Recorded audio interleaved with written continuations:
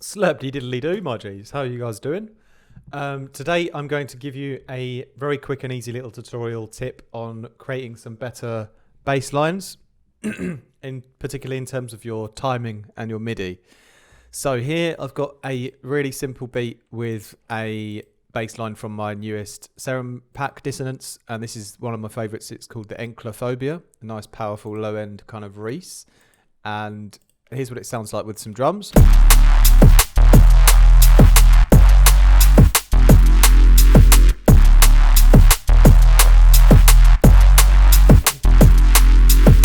What I've done on the patch is I've added some variation in by using the macros that I've put onto all the presets. So the slow mode, the tone mode, and the tape, they all have some movement on.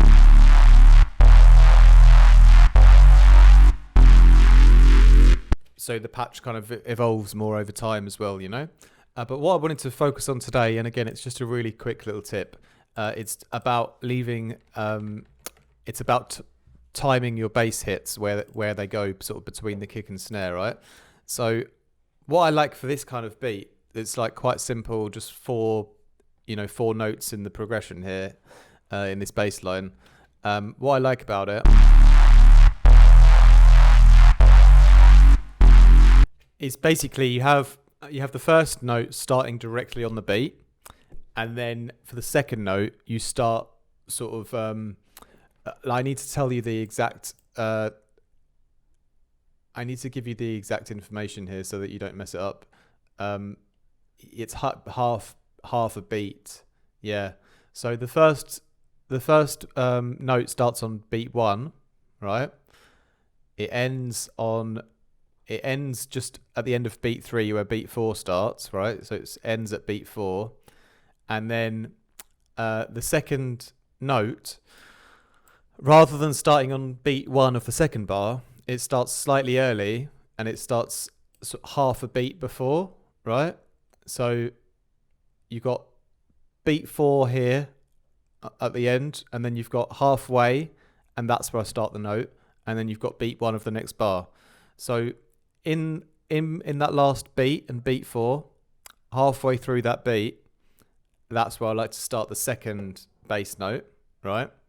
Then that will continue, and then for the third bar here, it'll go back to normal. It'll go back to starting on the beat, and then the response little part here again starts half a beat before the next bar, right? So it creates a nice rhythm that works well particularly with two-step drum and bass drums, you know.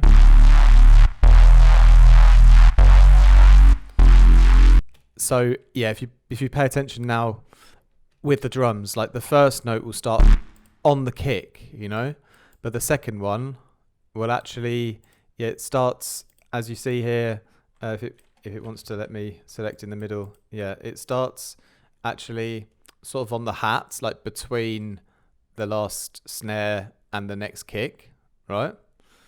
Yeah, and then again, obviously bar 3, it's on the kick. And then bar 4, again, it's before the kick again. It's just on the hat between the kick and the snare, you know?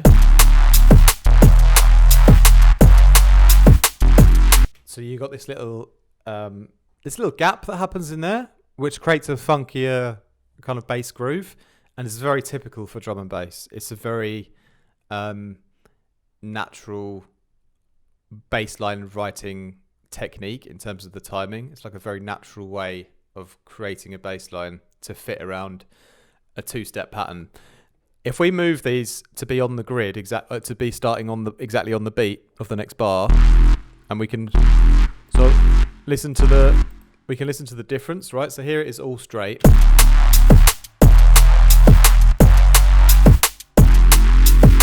Yeah, and then back to the original again.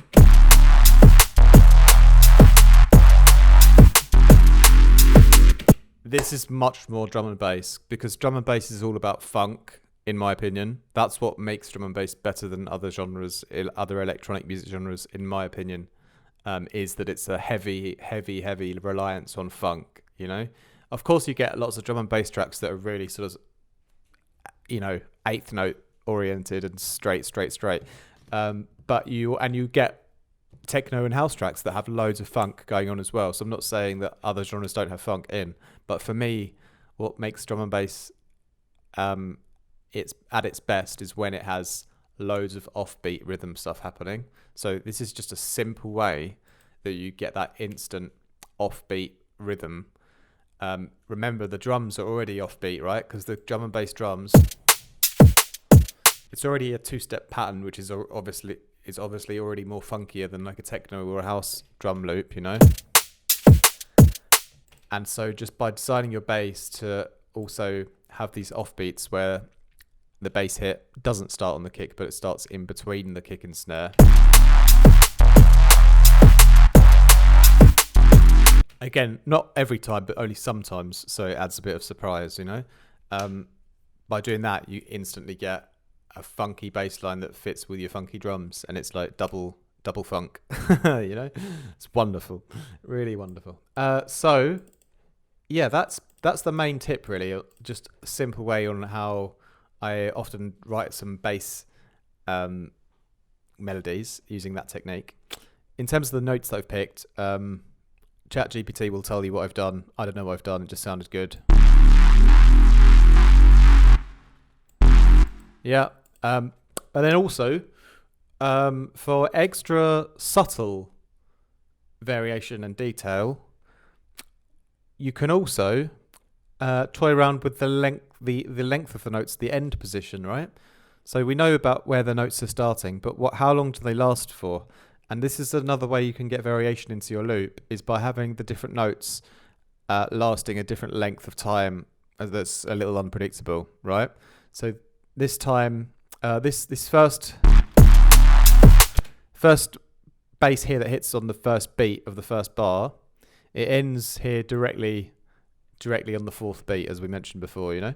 But the second time round, when we come back to this bass that starts on the kick, I end it slightly short, like sort of a quarter of a beat short of beat 4. So it's slightly shorter here, just one click, you know.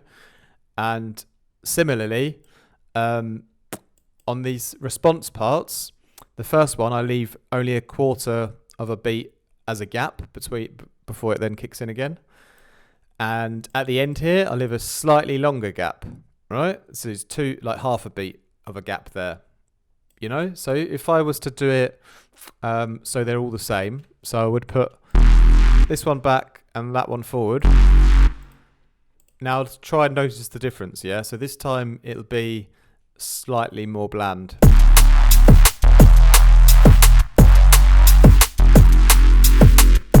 And then going back to the other way.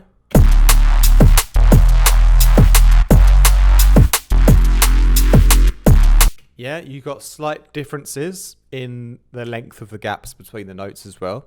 That's the more subtle part, yeah?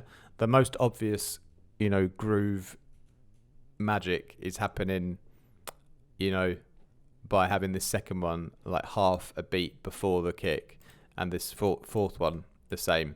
That's the main trick that I wanted to show you. But also play with the length the length of the notes in total, and sort of how big of a gap there is. It's a more subtle way to add variation, but also good. So those two ways add a lot of funk and variation, as well as the fact that I've put automation on the macros.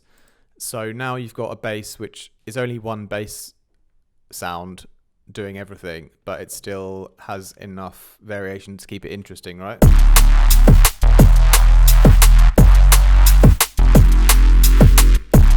So couple that up with a lead or something, and you could loop that section for a whole 16, maybe 2, and it wouldn't quite get boring yet, you know, because it has like enough details to keep it interesting. So that's some cool ways you can add extra detail into your bass. Hope that was helpful for you, my G's. Thank you very much for watching. Let me know what you thought in the comments down below. And yeah, thanks a lot. May I remind you as well before I go, if you guys ever want production lessons, booking downstairs is a link to my lesson calendar. Also, I've got preset packs available on my website. As you saw here, Serum Dissonance, my newest preset pack for Serum, is on sale. And loads of other Serum packs, Vital packs, Faceplant packs, if you need some new weapons for your arsenal.